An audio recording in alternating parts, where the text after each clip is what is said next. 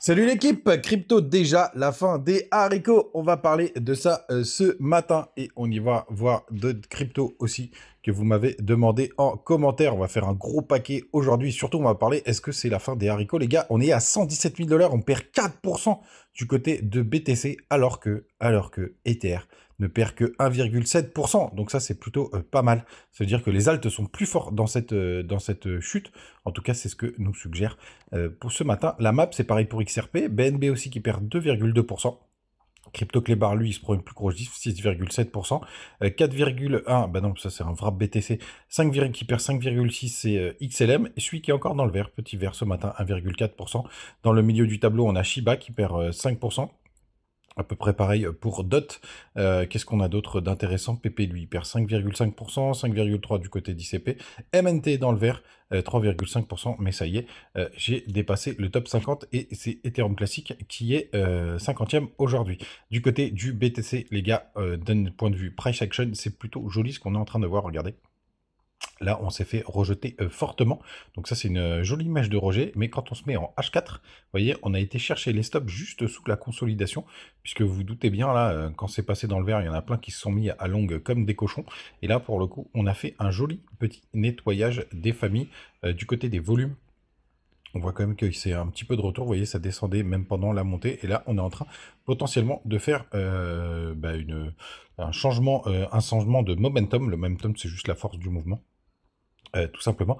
C'est assez intéressant. Et là, on a été chercher les stops. Donc, d'un point de vue price action, c'est plutôt propre ce qu'on est en train de voir, les gars. Donc, don't panique. C'est plutôt un petit nettoyage qui méritait d'être fait.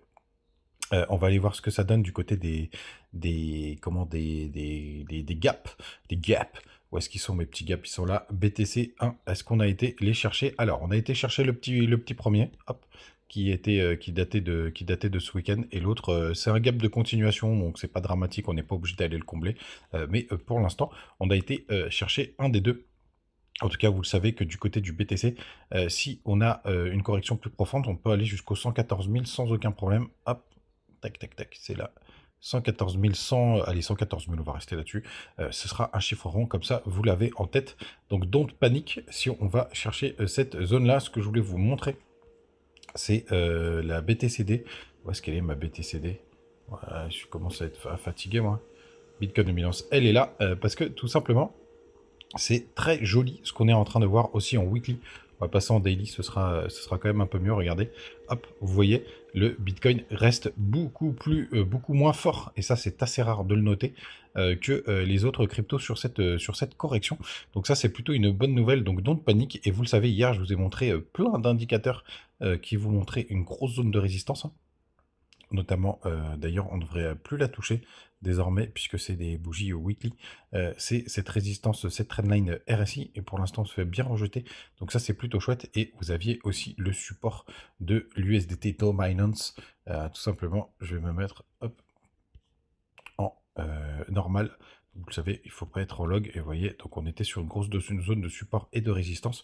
Donc pour l'instant, on est en train de break la trendline du côté du RSI justement cette USDT dominance, donc ça c'est très bien. Ce qui serait bien, vous voyez, un petit pullback, et puisque comme ça nous permet d'avoir un petit peu d'avance du côté du RSI, puisque souvent il est en avance sur le cours, ça c'est plutôt une bonne nouvelle, et après repartir à la baisse, et puis là les gars, ça confirmera qu'on peut avoir un joli rallye. Donc plutôt propre. Du coup, ETH-BTC, où est-ce qu'il en est? Est-ce qu'on a été chercher de nouveau plus haut? Oui, d'un point de vue clôture de bougie weekly, vous voyez là, c'est un gros support, hein, désormais au 0,024, tout simplement. Et là, on va essayer de break, tout simplement. Et après, pour moi, on a quand même, on va quand même aller assez vite chercher des niveaux. On va passer direct en monthly, parce que c'est quand même assez long terme. Et la grosse zone, elle est où? Tac.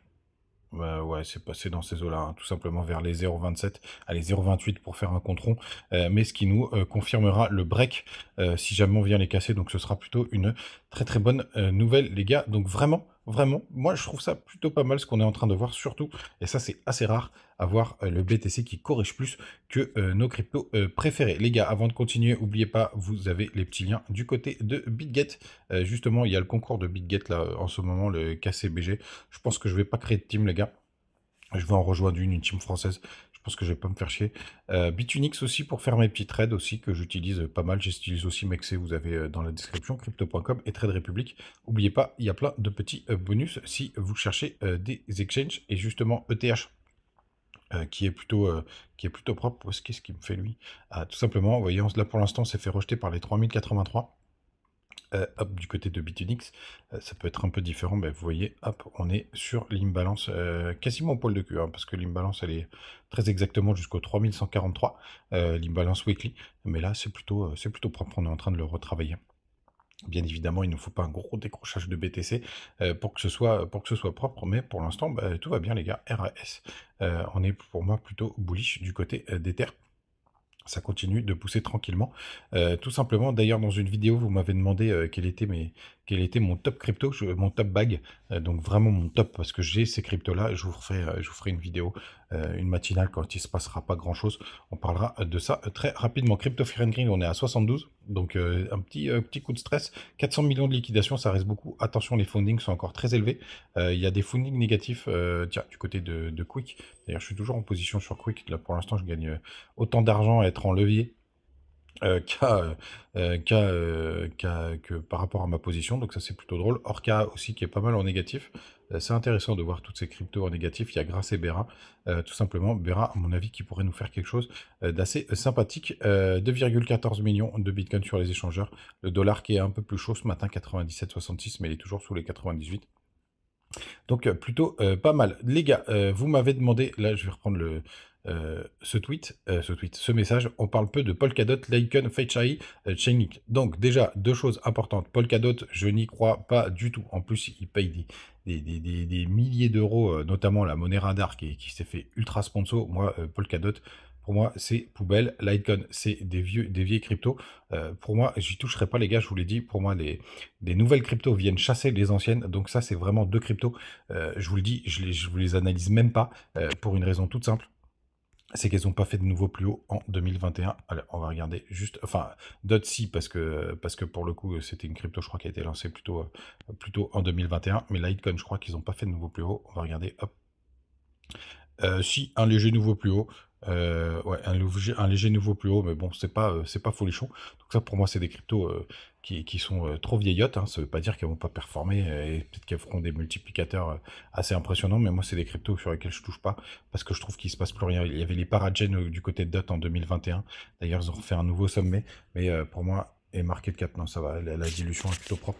Mais moi, tous ceux qui ont pas été chercher des phases paraboliques en 2024-2025, je n'y touche plus. Comme ça, c'est clair. Du côté de Chainlink, alors lui, c'est un peu différent parce que c'est aussi un vieux dinosaure. Mais par contre, Chainlink, ce que je trouve plutôt pas mal, c'est tout simplement, déjà, il a été quasiment cherché, enfin, il a fait un bon bout de chemin par rapport à 2021.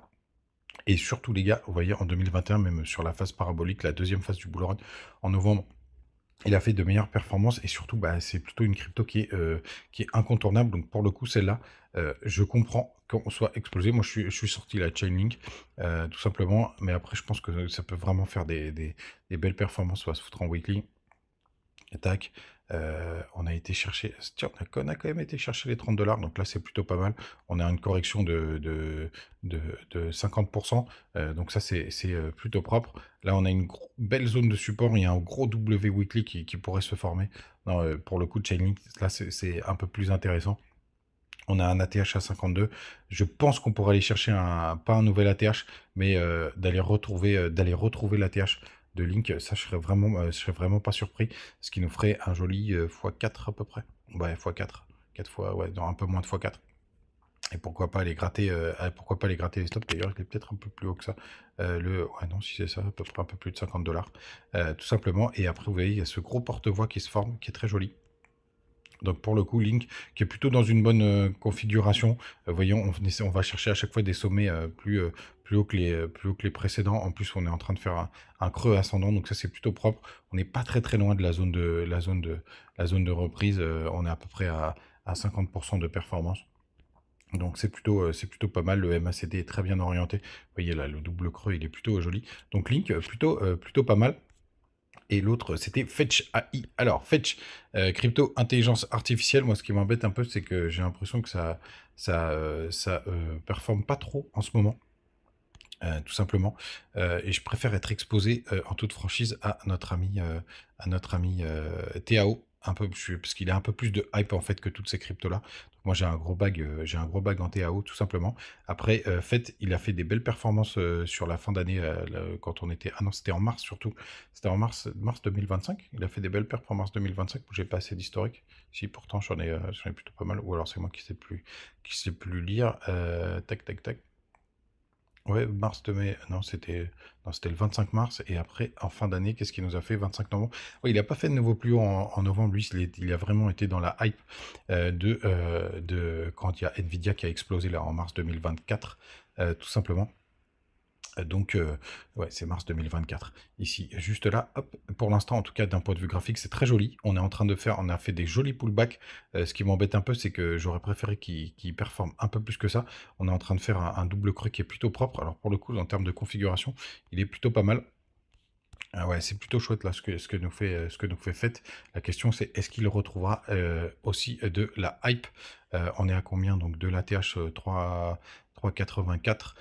Donc on va compter 0,70, 4 x 7, 28. Ouais, on a un joli x5 potentiel sur Fett qui serait plutôt pas mal, mais il faudra qu'il arrive à suivre une hype d'intelligence artificielle. Et moi je préfère être en toute franchise explosé sur TAO. Donc on a fait plein de petites cryptos ce matin. J'ai bien noté celle que vous m'avez mis d'autres en commentaire.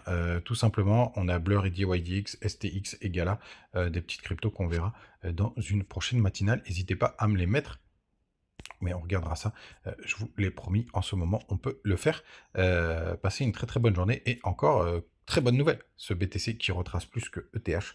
En plus, je vais très vite vous montrer quelque chose d'intéressant sur les alt season, qui sera vraiment très important et assez urgent. Si le cours bouge pas trop d'ici demain, je pense qu'on le fera dans la matinale de demain. Les gars, c'est une bonne journée. On se retrouve demain. Ciao!